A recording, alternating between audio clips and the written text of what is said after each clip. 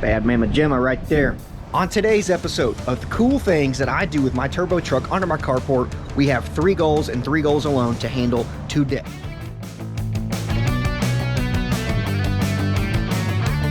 Goal number 1, this is the first thing on the docket, the first thing we're going to tackle, and that's testing the outputs that we set up in my ProDash, my Holley ProDash. I got the 6.86 in there, and I want to run through an ops check on those things to make sure my trans fans turn on, make sure my intercooler pump turns on, make sure that those things get working. Goal number 1.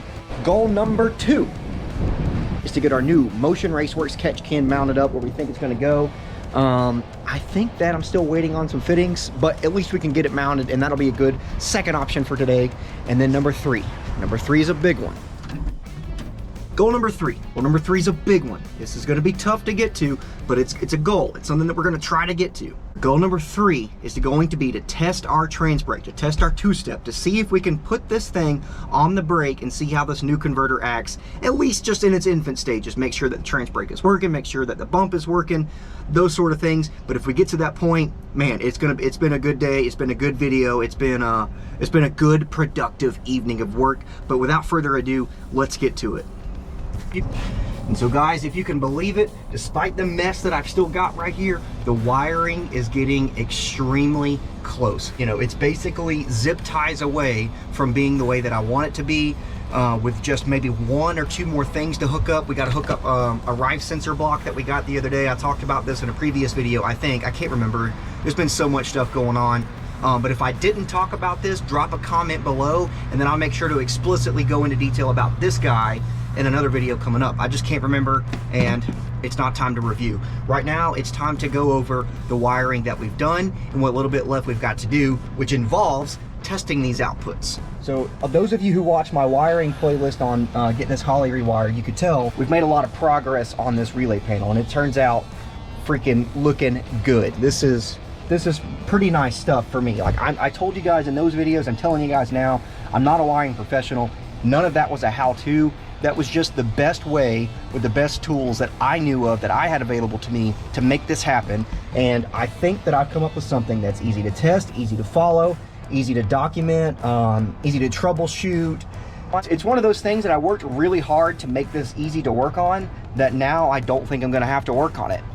Which is kind of funny that, you know, if you make something easy to work on and you do it the right way, maybe you never have to work on it in the first place. And that's a good thing in both aspects. So that's where we're at with it. But as you can tell, we've got our trans fans labeled, we've got our intercooler, I've got an electric cutout we're going to put in, got a lockup solenoid wired. Everything's nice, neat, and labeled. All the wires themselves are labeled. I am really stoked with how this panel turned out. And it's like I said, the rest of this stuff is like literally zip ties away from being bundled up nice and neat, tucked away, out of sight, out of mind, forever to be good enough in this truck for my satisfaction levels, for my OCD levels. But for now, all this stuff is tidied up. All this stuff seems to be good to go. I think all the connections are secure. They are in the right places. I have it documented on my phone. So what we got to do now is go over to our dash and start plugging away on that, punching in things there to make virtual switches so we can test these things. So let's head over to the dash. So these dashes are freaking cool. I mean, you can do so many things with all of these screens. They're basically completely customizable. There are like downloadable places online where you can get all this stuff. But for us, the main thing that we want to test today is some virtual switches. So like you can see, these are virtual switches over here, a water pump and a nitrous switch enable. But we want to add our own because these outputs that I have are going to be custom. So let's go to a blank one. Let's see here. Come on, here we go. So this looks pretty blank. We're just gonna go to menu, customize. Okay, touch right here. We're going to, I think we have to touch in some empty space actually. How about right there, add, there we go. Add, we're gonna go switch. We're gonna go to solid state relay 1. So this is gonna be SSR 1, because this is where I have the transmission cooler fans pinned. So we're gonna go okay. And then there it is. I know it's maybe tough to see. Let me see if I can move this camera in a little bit closer. So, boom, there you go. SSR 1 right there. You can change the label, you can do all that, but for our purposes, let's testing the thing. And also, check this out, my new SFI rated VPC16 fuel can seat. It's all the rage. It's extremely lightweight. It's extremely flexible. You can move it wherever you want. Fully customizable. Highly recommend Fuel Can race seats. They're the next thing you just watch. But anyhow, so that is our SSR1. That is the output one from the Holly Dash. The dash has 4 outputs that are programmable, and the first one of which I have going to my transmission fans, which are on the cooler, like basically underneath the door in the frame rail over here. So, fingers crossed, we're gonna be able to turn that switch on, and we're gonna hear some fans running. You think it's gonna work? You think it's gonna work? You think we got all the wiring right? Let's give her a go. All right, listen, listen, listen. Oh, sorry, false alarm. We gotta exit the customize menu. So once we're done with that, you got to touch somewhere in the open space and you hit save. And then I think now I think we're good to go. So let's try. Oh, look at there. They're running. Off, on, off, on. Let's get under the truck and hear these bad boys, because these things, they move some air, folks.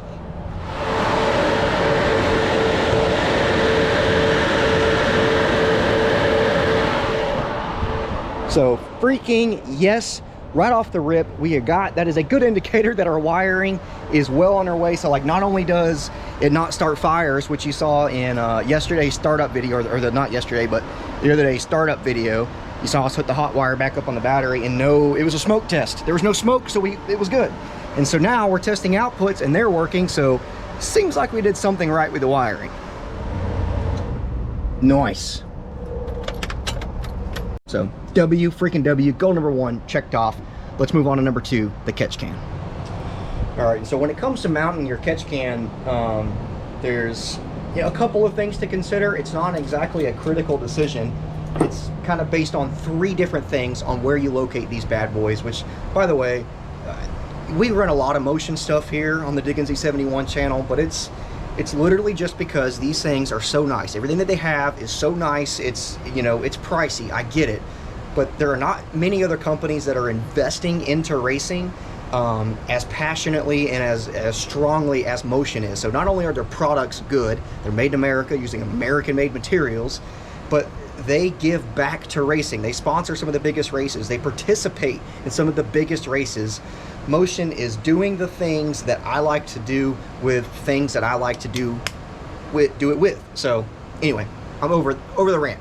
Back to locating these things. When you want to locate one, basically there's like 3 pieces of things that you need to consider when doing it. Is like, 1, you want it away from heat. You don't want this thing boiling if you can help it. If it gets any fluid in here, you don't want that same fluid near extreme sources of heat per se. I mean, they're not super sensitive to it, but don't put it right up next to your turbo manifold. And then, so that brings in the second choice, is also relates to location, and that's for the drain. You want to be able to get to the drain on this thing, so you can stick a cup, a bottle of water, whatever it is that you have to drain it in easily. So don't put it near your bottom of your fender well where you can't get to this drain. You have to do some kind of fancy config in order just to drain the thing. Do it, make it easy, stupid, simple to get there. And then the third, well, that's just preference. You just want your hoses to look nice. You want your hoses to look neat. You want those away from heat. You don't want those getting melted, because the entire purpose of these things is to catch, anything that comes out of the crankcase. And in an extreme situation, that is going to be oil. That's going to be a blown up motor. That is going to be parts of motor. That's going to be fuel. It's going to be everything that what normally would be compression in the combustion chamber is now being evacuated through this can. And so if you can keep the hoses away from places that are going to melt, then you're going to keep those same fluids away from places that would catch them on fire. So what does that mean for us? Well, I think that means that this bad boy is going to go right here. It's going to be, it's out of the way from heat. It's not, it's not like it's sitting, it's like I'm not mounting it directly to my downpipe. It's away from heat. The vent has plenty of room to go. If I've got plenty of room underneath to get to a little cup, a little drain right here. And then the hoses, I haven't figured out exactly how I want to route them, but basically my choices are to come straight out this way along the back of the firewall to each breather on the valve covers. Maybe I 90 them down and tuck them in behind the this piece of the AC equipment here. But in any case, I think that this is the most good looking, easy to reach, easy to access, and safest place to put this bad boy. So that's what we're gonna do. I think we're gonna slap a couple of our favorite little rib nuts in the firewall here and get this bad boy sent home.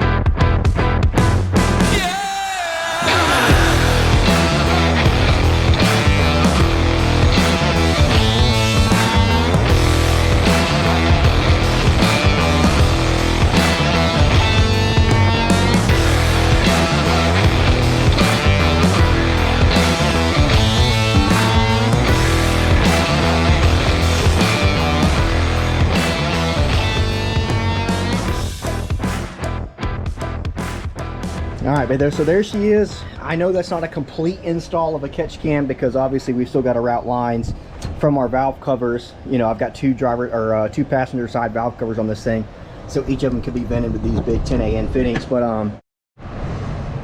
But so yes, that is going to do it for goal number 2 of the day. On to goal number 3, which is the big one. This was the one you guys have been waiting for. This was the one that I've been waiting for. This is the one that Suncoast has been waiting for, to see how this thing reacts on the 2-step. And now I've got a little bit of legwork to do before we can get to that. That's why I said it's kind of a big one. Anyway, the goal is to have all the stuff together to do it right and hear this turbo go sing its its song. Nothing left to do it but to do it. Let's go.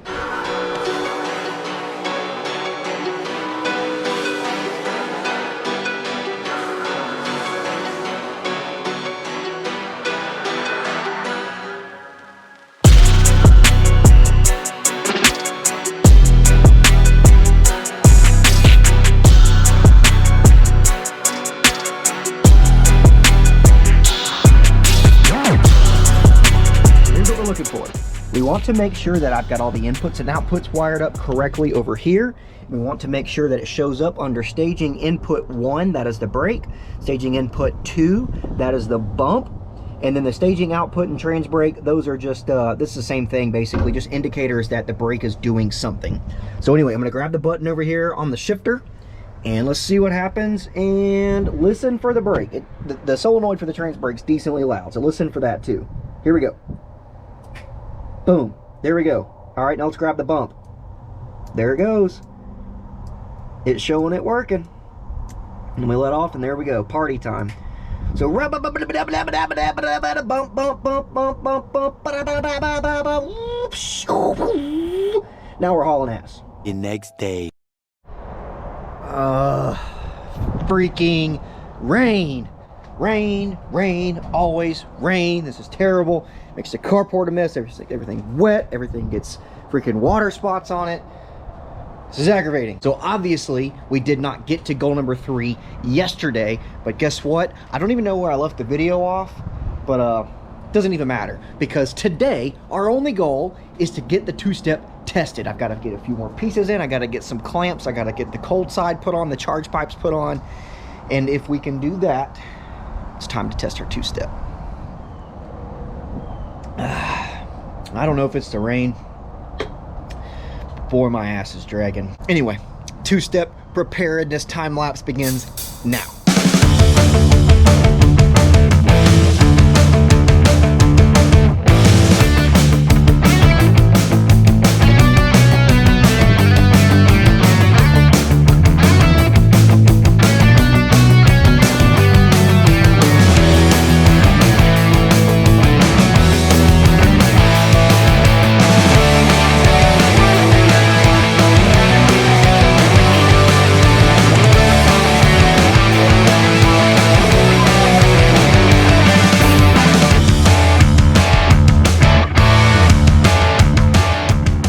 Okay, so the cold side is in, all -1 clamp. I just cannot find it. I don't know where it went. But this is something that we want to redo anyway, and I think for today's testing, it's not going to be the end of the world, but this is the only one we're missing right here. Just one little clamp right there. If we blow the charge pipe off, we kind of know what happened, and that means we're making freaking boosts. That means that this Force Performance HD8892 is making some air to push off a coupler, and we know that we're a clamp away from making all the boosts. But onward to the 2-step.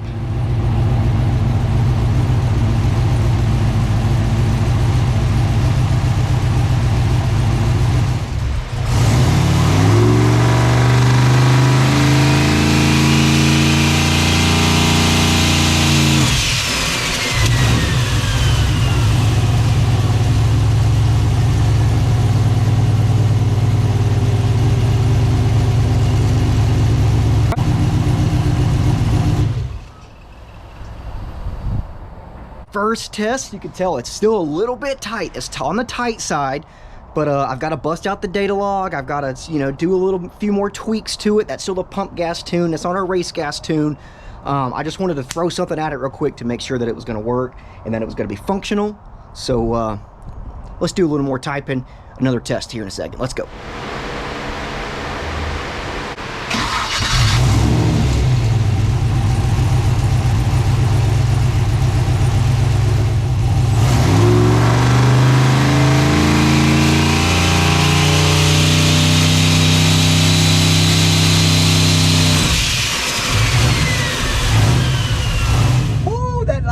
4,400 and it got there. I don't know if this thing just needs a little bit of heat in the trans to do that, or if or what, but hey, it made it to 4,400, and that was definitely faster than the previous converter that we had. So I don't know, that's, you know, we got to look at the data logs and compare actual numbers in time, but that was only 3 pounds of boost.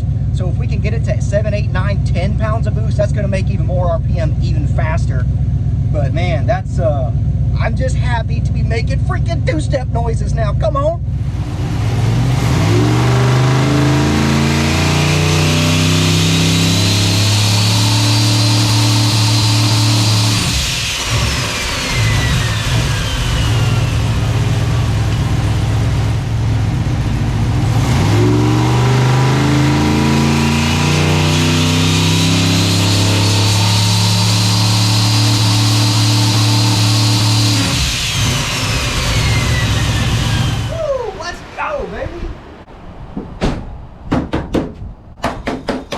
Go, baby. Yes.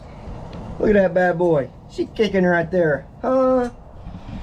All right, guys. So that was 4,400 the last couple of times, and it made it up to like 3 or 4 pounds of boost. We lowered the wastegate springs now that we're fully committed to the CO2 setup, and that's been working great for us. So there's no need to have a ton of gate spring in it.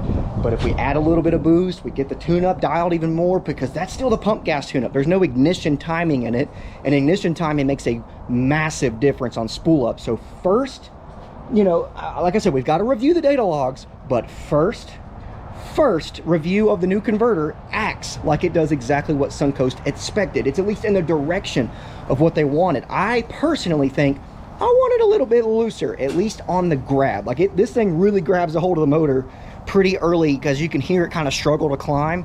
If we can get it to jump immediately another 400 or 500 RPM, we're going to be like freaking on the money, because they've always had their converters do extremely well down track for me as far as converter slip and stuff. So it's going to be trying to fine tune those two happy mediums if we can. But man, I don't know. I've got a lot of work to do. We've got to get this radiator in there, get that one in there, because the other one's sitting over there just leaking away. But if we can do those things, get that together, Clifford is about this close to being back on the road, back driving, back hooning around, and most importantly, back racing. This is huge, but that is all that I've got for you today. Thanks for watching. Keep digging. We'll see you next time.